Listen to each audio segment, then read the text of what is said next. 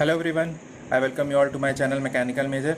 Friends, title thumbnail देख के शायद समझ गए होंगे कि ये अपडेट, ये लेटेस्ट न्यूज़ क्यों बोल रहा हूँ मैं। तो एनपीएस का एक नया अपडेट कहना चाहिए कि एक न्यूज़ आई हुई है। अकॉर्डिंग टू देयर कुछ उन्होंने अपने पॉलिसीज़ में अमेंडमेंट किया है। और जो शायद थंबनेल में आप लोगों को एक चीज़ देखने को मिली होगी कि क्या अब एनपीएस जो नेशनल पेंशन सिस्टम, आप लोगों के जो अकाउंट बने हुए हैं towards contribution for your pension, क्या उसमें से विड्रॉल पॉसिबल है और वो किस कंडीशन में पॉसिबल है, पूरा का पूरा इस वीडियो में आप लोगों को बताने जा रहा हूँ। ऑल्दो एक चीज़ मैंने देखने को मिली है कि बहुत लोग वीडियो पूरी नहीं देख रहे हैं और शायद वो कुछ पार्ट छोड़ के आगे स्किप करते हैं और फिर उन्हीं क्वेश्चंस कट आउट करते हैं। रिक्वेस्ट है, at least for the knowledge video को फास्ट फॉरवर्ड मोड में देखो, बट कंप्लीट देख लेना सो दैट इन्फॉर्मेशन कोई आप लोगों के पास मिस नहीं होगी। फ्रेंड्स, एक चीज़ आपको बता दें, नेशनल पेंशन सिस्टम जैसा कि सभी जानते हैं, जो भी हमारे चाहे स्टेट गवर्नमेंट एम्प्लॉय हो चाहे सेंट्रल गवर्नमेंट एम्प्लॉय हो, आफ्टर 1 जनवरी 2004 जिन्होंने भी जॉब ज्वाइन किया है उनके लिए नेशनल पेंशन सिस्टम एप्लीकेबल था। दैट मीन्स उनको उस टाइम मैंडेटरी था कि वो नेशनल पेंशन सिस्टम ही उनके लिए एप्लीकेबल रहेगा। बट अभी कुछ एक और अमेंडमेंट आया था, एक अपॉर्चुनिटीज़ दी जा रही थी, एक पॉलिसी आई हुई थी कि जो कैंडिडेट जो 1 जनवरी 2007 के पहले अगर गवर्नमेंट जॉब में आए हैं और अगर वो एनपीएस से ओल्ड पेंशन सिस्टम में शिफ्ट होना चाहते हैं, स्विच करना चाहते हैं, तो वो एक पर्टिकुलर मैंडेटरी फॉर्म भर के उस पर्टिकुलर सिस्टम में ओल्ड पेंशन सिस्टम में स्विच कर सकते हैं। जो भी कंट्रीब्यूशन उनका एनपीएस में होगा वो ओल्ड पेंशन सिस्टम में उनका चला जाएगा। आज की जो अपडेट है वो आपको बता दें कि फ़िलहाल जो नेशनल पेंशन सिस्टम में आपका जो अकाउंट, आपका जो कंट्रीब्यूशन जाता है, पहले मैं इनको बता दूं, जो नए कैंडिडेट्स होंगे जो जॉब ज्वाइन करने वाले होंगे, ऑल्दो जो जॉब में उनको ये सब चीज़ें बेसिक पता होगी, बट फिर भी जस्ट अ रिविजन। एनपीएस में टोटल 2 अकाउंट्स होते हैं, tier 1 and tier 2। Tier 1 is basically the contribution that you provide from your salary. जो आप अपनी सैलरी से कंट्रीब्यूशन देते हैं वो टीयर 1 में जाता है। टीयर 2 आप ओपन कर सकते हैं अगर आपको लगता है कि टैक्स सेविंग स्कीम्स में आपका टोटल जो सेविंग्स होना चाहिए 1.5 लाख का, फिलहाल अभी 1.5 लाख ही है स्लैब उसमें, अगर 1.5 की टोटल सेविंग्स नहीं हो रही है तो टीयर 2 में आप कंट्रीब्यूशन कर सकते थे और वो आपको टैक्स सेविंग में बेनिफिशियल होता था। अभी ऐसा था, फिलहाल जो लास्ट वीक में एक नया अपडेट आया हुआ देखने को, उसके पहले तक जो आपका टीयर 2 में आपका कंट्रीब्यूशन रहता था सिर्फ वही अमाउंट आप विड्रॉ कर सकते थे।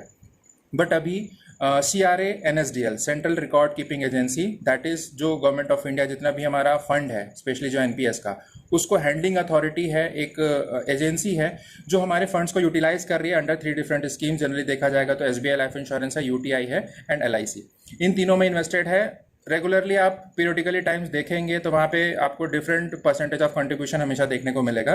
इनिशियली 34 एंड 33 था, अभी 38, 32 देखने को मिल रहा है। सो ऐसा कुछ चेंजेस जनरली हो रहा है। टोटल 100% आपका जो कंट्रीब्यूशन जाता है उसमें। आपको बता दें, बहुत लोगों को शायद ये भी चीज़ें पता नहीं होती, because most of the people they are not aware कि कितना कंट्रीब्यूशन कैसा जा रहा है, ओवरऑल अमाउंट को देखने को मिलता है। लास्ट अप्रैल से अगर आपको देखने को मिलेगा तो गवर्नमेंट ने एक एड ऑन पॉलिसी एनपीएस वालों के लिए दी थी कि प्रीवियसली बिफोर अप्रैल 2020 लोगों का जो कंट्रीब्यूशन था 10% जाता था जो ईसी था। What is this EC? This is employees contribution. 10% of the basic, जो बेसिक सैलरी है आपकी, उसका 10% आपका कंट्रीब्यूशन रहता था। उतना ही सेम कंट्रीब्यूशन गवर्नमेंट करती थी अपने साइड से, मतलब 10% गवर्नमेंट भी करती थी। उसके बाद जो नई पॉलिसी आई है उसमें अमेंडमेंट ये आया कि 10% एम्प्लॉयज़ का कंट्रीब्यूशन रहेगा, लेकिन जो गवर्नमेंट का कंट्रीब्यूशन जीसी जिसको हम बोलते हैं, जीसी रहेगा आपका 14%, 1414। अब ऐसा क्यों? तो गवर्नमेंट ने बोला कि एनपीएस को हम थोड़ा सा और हाईलाइट करना चाहते हैं, उसमें जो भी कंट्रीब्यूट करेगा उसको हम इस तरीके से एक कहना चाहिए कि जो गवर्नमेंट की तरफ से कंट्रीब्यूशन है हम बढ़ा के देंगे। सो 10% फॉर ईसी, 14% वॉज जीसी। अभी जो सबसे लेटेस्ट चेंजेस जो देखने को मिला है, जो वीडियो स्कीम एक आई है, उसको मैं अब क्लियर कर दूं आप लोगों को। जो भी कैंडिडेट जिसने गवर्नमेंट जॉब में, चाहे वो स्टेट गवर्नमेंट हो चाहे सेंट्रल गवर्नमेंट हो, उसने अगर अपने 3 साल कंप्लीट कर लिए हैं, that means total of you can say 3 years of service, contribution चाहे कितने भी हो 10 ईयर को काउंट किया जा रहा है, क्योंकि कंट्रीब्यूशन डजेंट मैटर कि सिर्फ 12 ही होंगे। बीच बीच में अगर कोई भी एरिया से ऐसी कुछ चीज़ें आती हैं तो उसका अलग से आप लोगों का कंट्रीब्यूशन जाता है। इसलिए कंट्रीब्यूशन काउंट नहीं हो रहा है, नंबर ऑफ ईयर्स काउंट हो रहे हैं। 3 ईयर्स अगर आपके कंप्लीट हो चुके हैं तो आप अपने टीयर 1 अकाउंट से, जो भी एनपीएस अकाउंट होल्डर हैं, टीयर 1 अकाउंट से मैक्सिमम ऑफ 25% का विड्रॉल कर सकते हैं ऑफ एम्प्लॉयज कंट्रीब्यूशन। अब ये जो एम्प्लॉयज़ कंट्रीब्यूशन को मैंने थोड़ा सा ज़्यादा फोकस हाईलाइट करके बताया है, वो भी आपको क्लियर कर दूँ। जो 10% की बात अभी मैं कर रहा था, तो जितना ये 10% हो के 3 ईयर्स या जितना भी आपकी सर्विस हो गई होगी अभी, तो जितना भी सर्विस में आपने ईसी जो किया है, एम्प्लॉयज़ का कंट्रीब्यूशन है, उसका 25% आप विड्रू कर सकते हैं। Overall gross EC plus GC का नहीं, ठीक है। ये चीज़ को थोड़ा सा ध्यान में रखना पड़ेगा। बहुत सारे लोगों का जो एनपीएस का मेरा एक वीडियो आया था, उसमें कमेंट आता था कि सर विड्रू की क्या स्कीम है।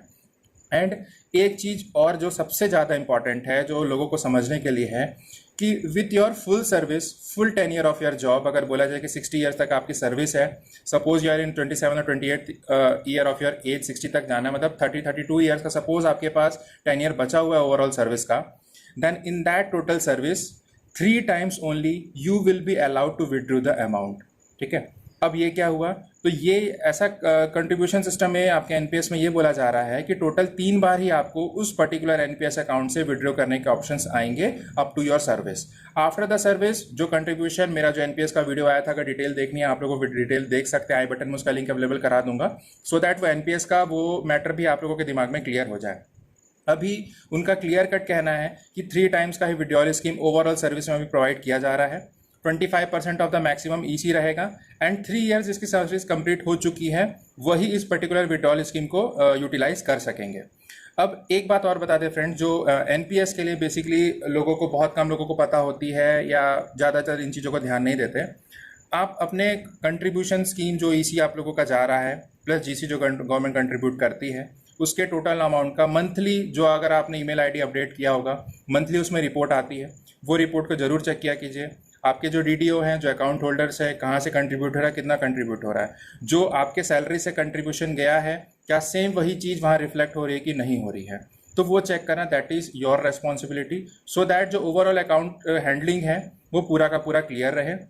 ऑल्दो जो रिकॉर्ड कीपिंग एजेंसी सीआरए है, उसने क्लियर कट बोला है कि फिलहाल अभी यही update after direction from the government of India उन्होंने फॉलोअप करने के लिए रखा है। अब इसको विड्रॉ करने का उन्होंने एक ही मेथड बताया कि there is a form available in the CRA online website, जो CRA-NSDL.com जो है, वहाँ से आप फॉर्म जनरेट कर सकते हैं। टोटल वहाँ पे आप अपना कंडीशंस, कितना परसेंटेज आप निकालना चाहते हैं, मैक्सिमम 25 है, if you need 5, if you need 10%, जो भी आप वहाँ से विड्रॉ करना चाहते हैं उतना परसेंटेज आपको मेंशन करना है। सबमिट करने के बाद एक फॉर्म जनरेट होगा, उस पर्टिकुलरली फॉर्म को लेके और अपना एक पर्सनल एप्लीकेशन जिस भी आप पर्टिकुलर ऑफिस में वर्क करते हैं वहाँ आपको सबमिट करना पड़ेगा एंड फर्दर वहाँ से जो भी क्लेम का प्रोसेस है वहाँ से स्टार्ट होगा। After approval you will be getting it in your account.